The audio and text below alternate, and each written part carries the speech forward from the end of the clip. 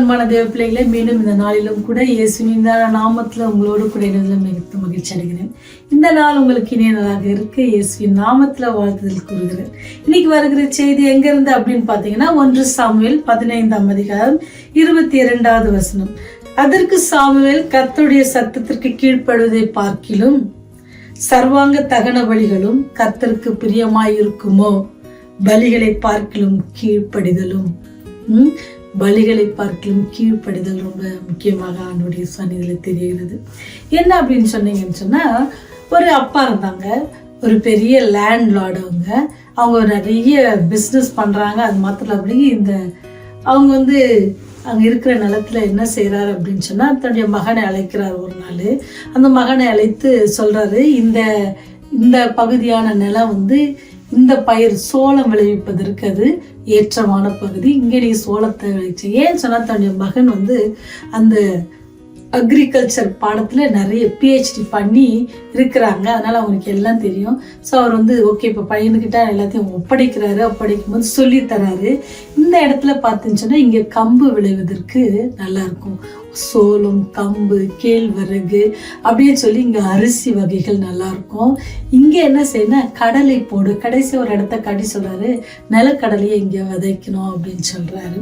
அப்போ உங்களுக்கே தெரியும், இவர் அக்ரிகல்ச்சரில் படித்ததுனால, ஆராய்ச்சிகள் நிறைய செஞ்சதுனால, உடனே சரி அப்பா சொல்லிட்டாங்க, சரி நம்ம இதெல்லாம் செஞ்சிடணும் அப்படின்னு நினச்சிக்காம அவர் என்ன செய்யணும், ஒரு ஆராய்ச்சியும் பண்ணிடுவோம். அப்பா சொன்னது, அப்பா இதுக்கு படிக்கவே இல்லை, ஆனால் எப்படி அவங்களுக்கு இதெல்லாம் தெரியுது, அப்போ நம்ம படிச்சிருக்கோம்ல, நம்ம ஆராய்ந்து பார்ப்போம் அப்படின்னு சொல்லி அந்த சாயிலை டெஸ்ட் பண்ணுறாரு. அப்போ அந்த மண் என்ன செய்கிறாரு அப்படின்னா, அவர் ஆராய்ச்சி பண்ணுறாரு. ஆனால் சொன்னால் அவருக்கு ரொம்ப ஆச்சரியம். அப்பா சொன்ன மாதிரியே அந்த இடம் என்னது, சோளம் விளையிறதுக்கு கரெக்டாக இருக்குது. அதே மாதிரி ஒவ்வொரு இடத்தையும் அவர் பார்த்துட்டு அப்பா சொன்ன மாதிரி விதிச்சாரு. எல்லாமே அவர் சொன்ன மாதிரி இருந்துச்சு. கடைசியாக ஒரு இடம் சொன்னாங்க பார்த்தீங்களா, அப்பா அது நிலக்கடலைக்கு கண்டிப்பாக அது ஒத்ததாக இல்லை, அது போட்டால் அவ்வளோ விளைச்சல் கிடைக்காது. ஆனால் பீன்ஸு அது போட்டால் நல்லா கிடைக்கும், பயிர் வகை இன்னொரு அந்த போட்டால் நல்லா கிடைக்கிறதா ஒரு ஆராய்ச்சியில் கண்டுபிடிச்சிட்டு என்ன செஞ்சார், அப்பா சொன்ன மாதிரி எல்லாரும் போட்டார். இங்கே கண்டுபிடிச்சதுனால அங்கே நிலக்கடலை அவர் என்ன செய்யலை, இல்லை. ஆனால் என்ன பண்ணார் அப்படின்னு சொன்னால், அங்கே பீன்ஸை விளைச்சார். அப்பா விளைச்சி, அப்பா நீங்கள் சொன்ன மாதிரி பண்ணிவிட்டு நல்ல விளைச்சல், நீங்கள் பாருங்கள் அப்படின்னு சொல்லி அப்பாவுக்கு ரொம்ப சந்தோஷம். பையன் நம்ம பேச்சை கேட்டு எல்லா காரியத்தையும் பண்ணிட்டானே அப்படின்னு சொல்லி என்ன செய்கிறாரு அப்படின்னு சொன்னால், அப்படியே ஒவ்வொன்றா போய் பார்க்குறாரு.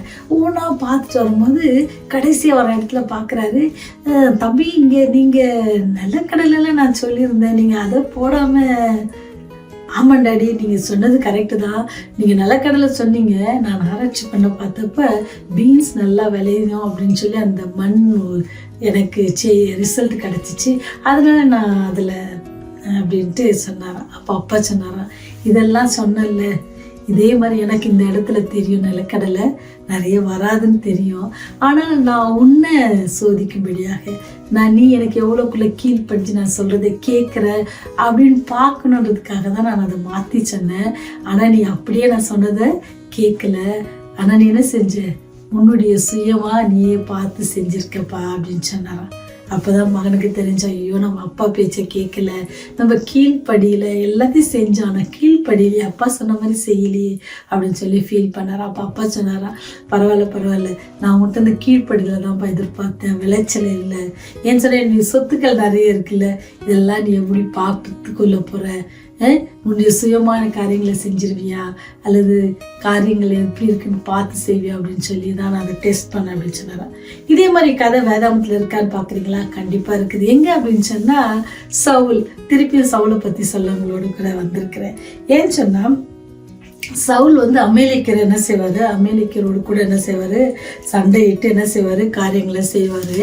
ஆண்டவர் அவருக்கு துணையாக இருப்பார். ஆனால் அவங்களுக்கு ஒரு கண்டிஷன் கொடுப்பாங்க ஆண்டவர், அங்கேருந்து ஒன்றுத்தையும் எடுத்துகிட்டு வரக்கூடாது, எல்லாத்தையும் என்ன செய்யணும், நீ சுட்டு எரித்து போடணும் அப்படின்ட்டு சொல்லியிருப்பாங்க.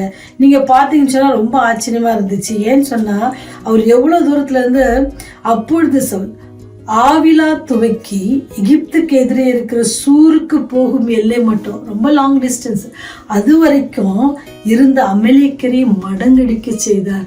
அதற்கு அவருக்கு யாரு? ஆண்டவர் அவர்களோட கூட துணைவு எல்லாத்தையும் செஞ்சுட்டு அவர் சொல்ற, நீ அங்கிருந்து ஒண்ணு எடுத்துட்டு வராத அப்படின்னு சொல்றாரு.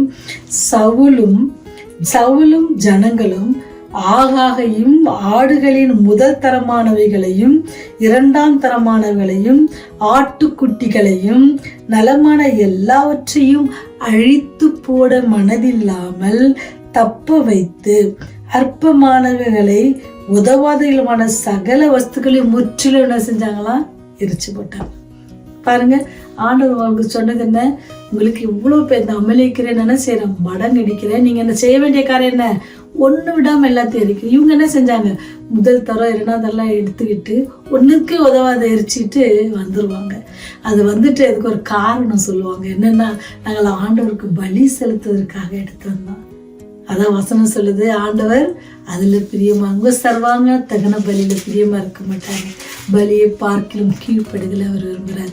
ஆண்டவர் உங்களிடத்துல எண்ணத்திலும், நீங்களும் நான் கூட சொல்றல, நான் என் வேலையெல்லாம் விட்டுட்டு அழைத்துக்கு ஓடி வருவேன். என்னுடைய அரசாங்க உத்தியோகத்தை விட்டு நான் என்ன செஞ்சேன்? இந்த தேவனை ஏற்றுக்கொண்டு அவர் சொன்ன பாதையில நடக்கிறேன். ஆண்டவர் நிமித்தம் இந்த காரியங்களை செஞ்சு நான் சொல்றோம். ஆனா ஆண்டவர் நம்மிடத்துல எதிர்பார்க்குது கீழ்ப்படுதல். அந்த வேலையை விட்டு வந்துட்டு ஆண்டவருக்கு பிரியமில்லாத காரியத்தை செய்வோம்னு சொன்னா அதை காட்டிலும் ஆண்டவர் என்ன செய்யறாரு? கீழ்ப்படுதலை நம்மிடத்துல எதிர்பார்க்கிறார். ஆண்டவர் நமக்கு சொன்ன காரியங்களை, அவர் நமக்கு கற்பித்த காரியங்கள் அவர் நம்மிடத்துல எதிர்பார்க்க கீழ்ப்படுதல் நம்ம தொடர்ந்து செய்வோம். நீங்க ஒருவேளை அநேக ரீசன் சொல்லலாம், ஆண்டவரே நான் இதனாலதான் இதை பண்ணிட்டேன்னு. அதெல்லாம் அங்க வாய்ப்பில்லை. ஏன்னு சொன்னா ஆண்டவர் சொல்றாரு, பலியை பார்க்கலாம். நீங்க ஓடோடி எல்லா காரியங்களும் எனக்காக செய்த பார்க்கலாம், எனக்கு கீழ்ப்படிந்து இருப்பீங்கன்னு சொன்னா அதுவே என்னது? பெரிய ஒரு காரியமாக ஆண்டவர் உங்களிடத்துல எதிர்பார்க்கிறார். அது செய்ய ஆயத்தமா இருக்கீங்களா? பலியை பார்க்கலாம், கீழ்ப்படிதலே உத்தமம். ஜெபம் செய்வோம். எங்களை நேசித்து எங்களை பராமரித்து எங்களை பாதுகாத்து வருகிற பரலோக தந்தையே, இந்த நாளிலும் கூட உடைய கிருபையினாலும் இரக்கத்தினாலும் இன்னொருக்கு நாளை காணும்படியாக நீர் கிருபை செய்தீர். உண்ண உணவு, உடுக்க உடை, இருக்க இடம் குறையில்லாமல் கொடுத்து நல்ல நித்திரையை கொடுத்து இன்னொரு நாளையும் நீர் காணும்படியாக கிருபை செய்ததற்காக நன்றி செலுத்துகிறோம் சுவாமி. நாங்களும் உமக்கு ஏற்ற பிள்ளைகளாய் ஜீவிக்க, நீர் கற்றுக் கொடுத்த வழிகளில் நாங்கள் நடக்க, உமக்கு கீழ்ப்படிந்து ஜீவிக்க எங்களுக்கு உதவி செய்யுங்க ஆண்டவரே. நாங்கள் உமக்கு கீழ்ப்படுகிற பிள்ளைகளாக இருக்க எங்களுக்கு உதவி செய்யுங்க ஆண்டவரே. உலகத்தின் காரியங்களை பார்த்து ஏமாந்து விடாதபடிக்கு ஆண்டவரே உம்மை நோக்கி எப்பொழுதும் பரலோக ராஜ்யத்தை குறித்து எங்களுடைய ஜீவனம் பண்ண இந்த உலகத்துல எங்களுக்கு வழி நடத்துங்க. தேவ ஆவியானவர் ஒத்தாசை ஒவ்வொரு இடத்தையும் மாற்றிக்கொள்ள கிருபை செய்து செய்தி கேட்கிற ஒவ்வொரு குடும்பங்களையும் கருத்துல ஒப்பு கொடுக்கிறோம். அவர்களையும் ஆசீர்வதிங்க. அவர்களையும் ஆண்டவரே உங்களுடைய ராஜ்யத்திற்கு தகுதிப்படுத்த வேண்டுமாய் கெஞ்சி மன்றாடுகிறோம். இந்த செய்திகளை கேட்கிற ஒவ்வொரு பிள்ளைகளும், இதை ஃபார்வர்ட் செய்கிற பிள்ளைகளுக்காக கூட செபிக்கிறோம். அவருடைய நண்பர்கள், உறவினர்கள் எல்லோரையும் உடைய அண்டைகளை சேர்த்து கொள்வதற்கு இது ஒரு சிறு கருவிகளாக பயன்பட ஒவ்வொரு நீங்கள் பயன்படுத்துங்க ராஜா. பாதுகாத்து கொள்ளுங்க. பாவத்திலிருந்து மன்னிப்பை தாங்க. பாவத்திலிருந்து மன்னிப்பின் நிச்சயத்தை நாங்கள் பெற்றுக்கொள்ள எங்களுக்கு உதவி செய்யுங்க. ஆவியனுடைய ஒத்தாசை நாங்கள் எப்பொழுதும் ஆவியனுடைய சத்தத்தை கேட்டு ஜீவிக்க எங்களுக்கு கிருபை செய்யுங்க. பாதுகாத்து கொள்ளுங்க, வழிநடத்துங்க. இயேசுவின் வழியை ஜெபிக்கிறோம் ஜீவனுள்ள பரலோக பிதாவே, ஆமென்.